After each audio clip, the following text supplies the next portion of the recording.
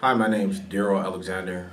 I'm a recently released convicted felon. 5 years out. I got released in June 6, 2012. I got sentenced originally in 1993 with a gun case out of Muskegon County, and I got paroled to a detainer for an indictment in 1995 for kidnapping, attempted murder, assault with intent to grave bodily harm, less than murder, possession of a short barrel shotgun, and a slew of other gang-related crimes.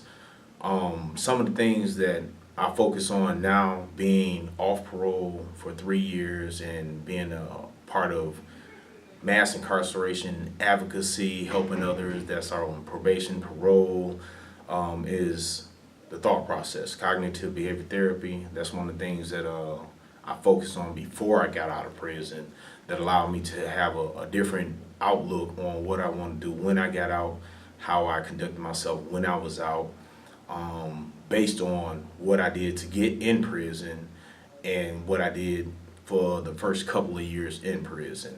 When I went to prison, I was 19. I got sentenced to 19 to 40, 6.5 to 10, 10 to 30, 10 to 30. And I went in there bitter, mad, and with the wrong mind state. At 19, with guns, I had what I call the God complex.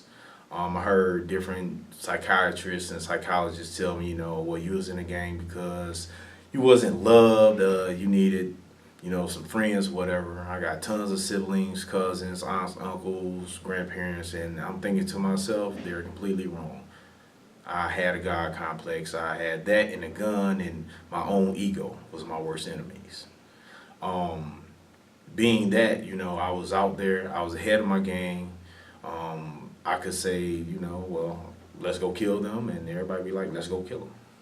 And it was shocking to me that it was so many people that was just like, well, we're gonna do what he say. So then I knew I had leadership skills, although my leadership skills was leading people the wrong way. One thing that I do deeply regret is my co-defendants. Even at trial, doing interrogations, whatever, no one told on each other. It wasn't a snitch game or anything, but I destroyed some lives. Not only the victims that I got incarcerated for, but also my co-defendants, because ultimately they were following my lead. So some of the things I try to do to hold myself to higher standards and better morality is to help people now. When I got out, I got paroled to Lansing. Originally, I got paroled to the county I committed the crime in, which was Kent County, and the family of one of the victims said they didn't feel comfortable with me returning back after being gone 18 years. My thought process was, what am I gonna do? I'm not gonna get out and harm anybody. It was an isolated crime. Although I was in a gang, my victim and one of his relatives broke into our clubhouse, held some of our guys down and girls down at gunpoint, robbed us for some weed and some money. And that affected my pride. It hurt real bad. I was thinking like, how could somebody do this to me? Somebody we knew. So it was a personal crime. Most of the lifers and long indeterminate sentence individuals in prison have what they call crimes of passion or personal crimes. So that opposed to random crimes, carjackings, bank robberies, armed robberies, strong arm robberies. When people do that amount of time for personal crimes, you get a whole different perspective, especially if while you're in there, you're sitting there and you're seeing people being transient.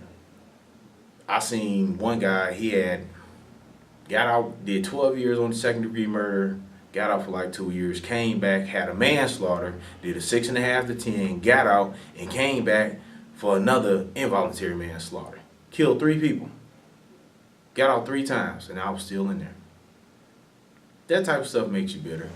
But while I was in prison, it was totally different. I went there at 19, went in there, seen how it was, and I didn't have any guns. Didn't have a crew. I go in there, maybe the first week I'm there, I seen some stuff, blew my mind back. I was at Riverside Quarantine. It was for male prisoners under 21. 2 weeks in there, I seen my first stabbing, and the guy got stabbed over a popcorn bet that they made on a sporting event, and the guy told him to get paid, and the guy caught him going to child and stabbed him. I thought that was so petty. I said, wow, he stabbed him over popcorn. And then at the time, popcorn was like 28 cents on the store or something, but 28 cents. So it wasn't about the money thing in which I went to prison for. It was about the principle. So I said, dang, while I got to do all this time, I need to make a new set of principles to live by. So I did that. Some of the things that helped me get through my prison bit was being able to think. So you got your thinkers and your followers. Your followers are going to follow thinkers, whether the thinkers has the right thought process or the wrong thought process, they always got followers.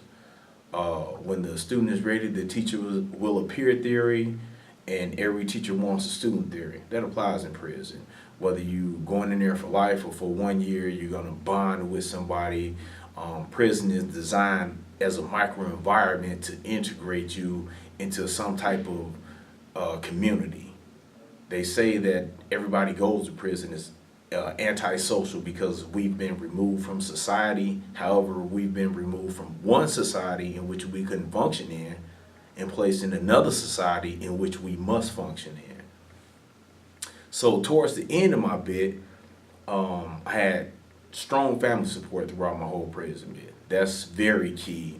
It's small, different organizations that focus on visits and trying to keep children in contact with their parents doing loan or life sentences. That's very important. Although I watched my children grow up through pictures, my mother made sure they were in my life, constant phone calls, visits if possible.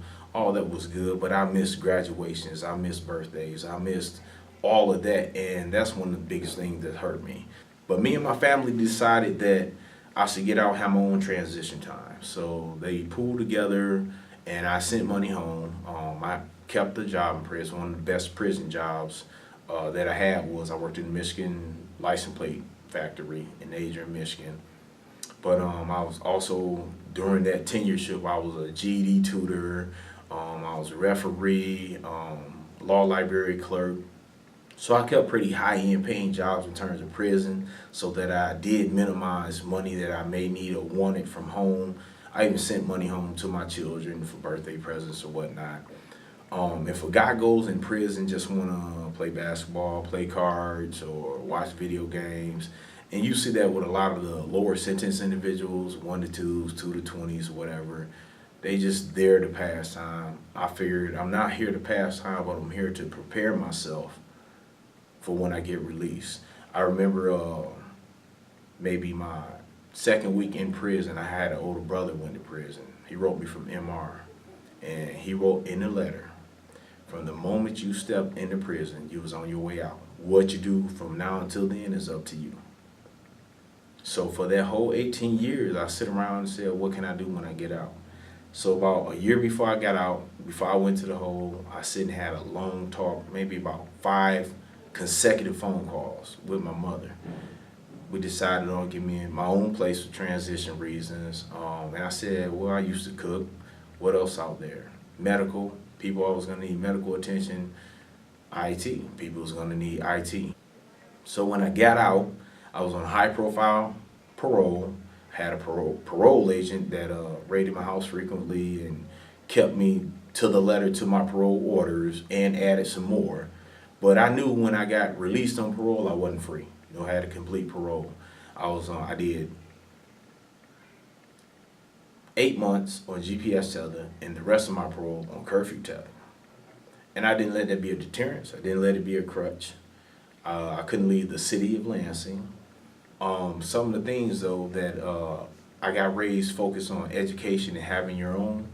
So I got back in school. I ended up taking an accelerated course in IT.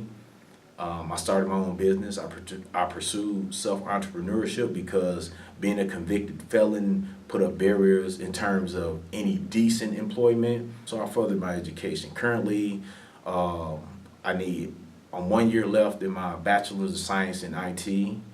So I have a bachelor's degree. I have several certifications that are industry standard, including HIPAA, PCI DSS, and cybersecurity. Currently, in terms of mentorship and the 5 years I've been out, some of the things that was positive for me was people like Monica Janer, her program down at Arrow. I was allowed to help facilitate anger management classes, conflict resolution classes, and the conflict resolution class was part of the cognitive behavior program that I picked up in Chance for Life in Prison. We went through an extensive training just to be facilitators. Lasted 2 years, and they had a nice curriculum. And the curriculum, we used it in prison, and we seen people get transformed. A lot of people that thought it was a joke, the way the facilitation with the interactivity and stuff, it helped people come to terms with themselves, it helped people understand themselves. It doesn't matter what type of resources, network you have when you get out here. If you don't want to change, nothing's going to change you. I remember I applied for an IT job at a particular institution, and they turned me down based off my felony record, my felony history, in which I hadn't committed a crime in over 20 years, but I still had a list of violent crimes on my record. 2 months later, they called my business to come fix their system that had crashed, so they employed my company. And when I went in there to speak to the store manager, he was like, "You look familiar." I was like, "I applied for a job 2 months ago, and you didn't hire me because of my record." What I was at 19 and what I am now is two totally different entities. My network now includes judges, lawyers, business professionals that see me and the positive things I'm doing and constructive things I'm doing for myself first.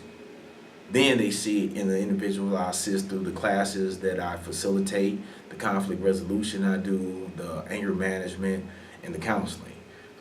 It's real hard. Every day presents a challenge. I have tons of credentials. Employers call me, and I stay pretty much upfront with them. Look, I have a felony history. Will that be an issue? It's nothing current. I'm not currently on any parole or probation. Happened over 20 plus years ago, but once again, they hold me to that standard.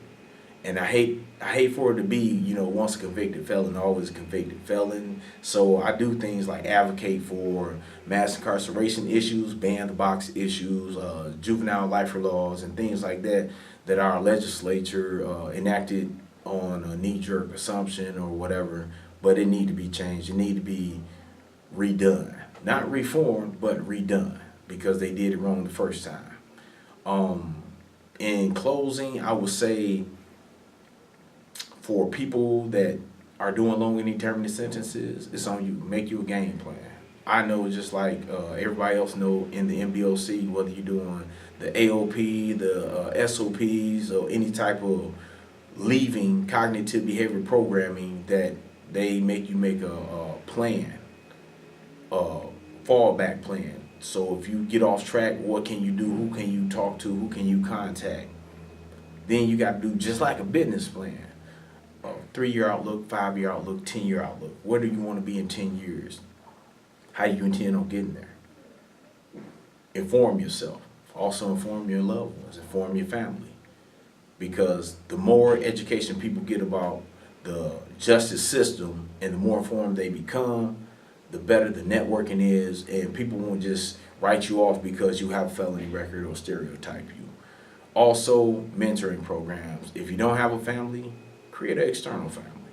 If you got an internal family and you may have been dysfunctional or fell out or whatever, you can repair that.